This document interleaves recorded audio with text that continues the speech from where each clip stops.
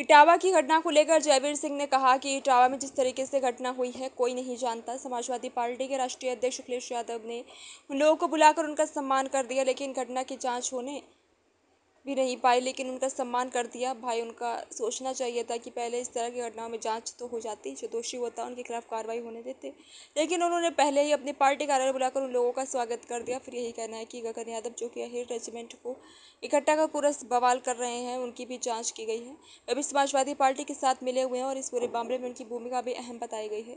वही जांच हो रही है, जांच में जो भी दोषी है उनके खिलाफ कार्रवाई की जाएगी, जो भी दोषी है उन्हें नहीं बख्शा जाएगा। ठाकुर जयवीर सिंह आजमगढ़ की पत्नी को लेकर दिए गए बयान को ठाकुर जयवीर सिंह ने कहा उनके आंतरिक ये मामला है और उन पर क्या प्रतिक्रिया दे। साक्षी महाराज के बयान को लेकर आधार कार्ड वाले बयान पर कहा कि अगर आधार कार्ड दो रखे हैं तो उसमें जांच होनी चाहिए। के लोग बहुत तीखी प्रतिक्रिया दे रहे हैं। लेकिन कौन देश में नहीं आता, कांग्रेस में एक परिवार का वर्चस्व, उनका बिना उस परिवार के इशारे पर राजनीतिक सामाजिक निर्णय लेने की क्षमता सब कुछ वहीं पे।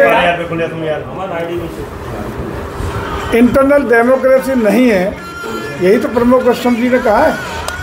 तो वो तो साक्षात पूरा देश जन जन जानता है कि उसमें तो एक परिवार का निर्णय ही अंतिम निर्णय पूरे देश के लिए लागू होता है। ये कांग्रेस की स्थिति है, सबको पता है।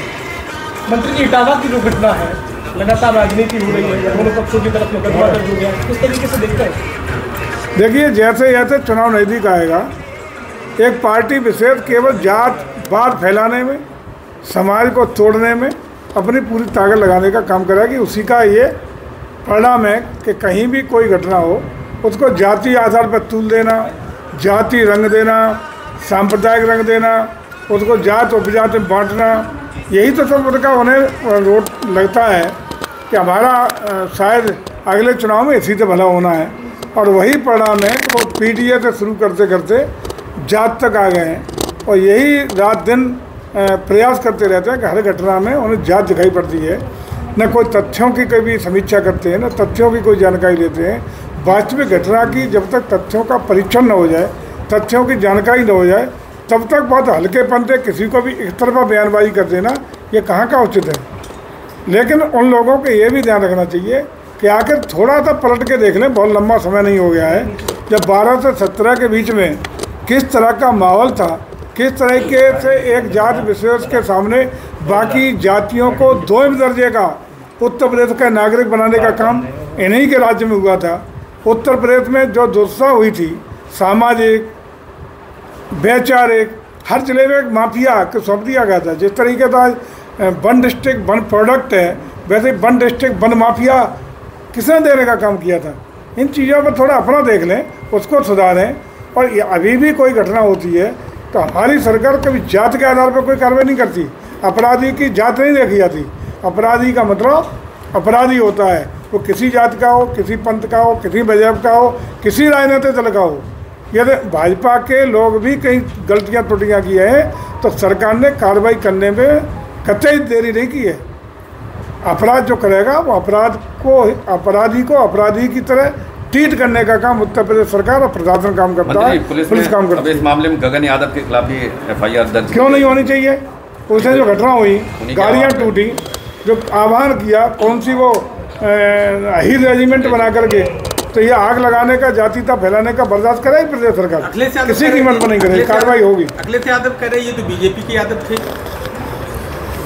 अब पता चलेगा ना, उसका तो वो आ गया ना बैकग्राउंड पूरा निकल गया। आप ही लोगों ने लिखा है कल कि उनका बैकग्राउंड पूरा सपा का भरा पड़ा है उस गगन यादव का। आजम खां की पत्नी, कल आपने छापा। मंत्री जी, आजम खां की पत्नी ने एक बड़ा बयान दिया है। उन्होंने कहा है कि समाजवादी पार्टी पर मुझे भरोसा नहीं रहा है, अब सिर्फ अल्लाह पर भरोसा है।